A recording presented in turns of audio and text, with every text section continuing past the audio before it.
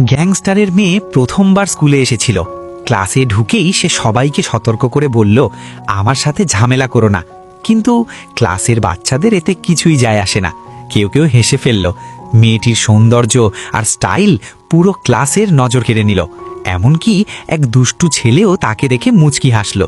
একদিন ক্লাস পরিষ্কার করার দায়িত্ব পড়ল মেয়েটির ওপর।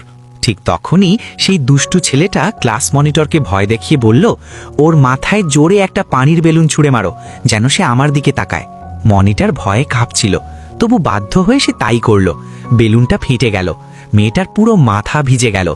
দুষ্টু ছেলেটা সব দোষ মনিটরের ঘাড়ে চাপিয়ে দিল। এবার মেয়েটার রাগ আর ধরে রাখার মতো রইল না। সে সঙ্গে সঙ্গে মনিটরের কাছে গিয়ে বলল, সত্যি করে বলো, এটা কে করেছে? মনিটর কান্নায় ভেঙে পড়ে বলল, আমি যদি ওর কথা না শুনতাম তাহলে ও প্রতিদিন আমাকে মারত। এই কথা শুনে মেয়েটা সিদ্ধান্ত নিল এবার তাকে শিক্ষা দিতেই হবে। রাগে ফুসফুস করতে করতে সে মাঠের দিকে এগিয়ে গেল, যেখানে সেই দুষ্টু ছেলেটা ফুটবল খেলছিল। মেয়েটা গিয়ে তার সামনে দাঁড়ালো। ছেলেটা মনে মনে ভাবল, হয়তো সে এখন তার সাথে কথা বলতে চায়। মেয়েটা হালকা করে হাসলো আর বলল, চোখ বন্ধ করো। ছেলেটা চোখ বন্ধ করলো, ভাবলো এবার বুঝি কোনো পুরস্কার মিলবে। কিন্তু পরের মুহূর্তে যা ঘটল তা দেখে সবাই হতভম্ব হয়ে গেল।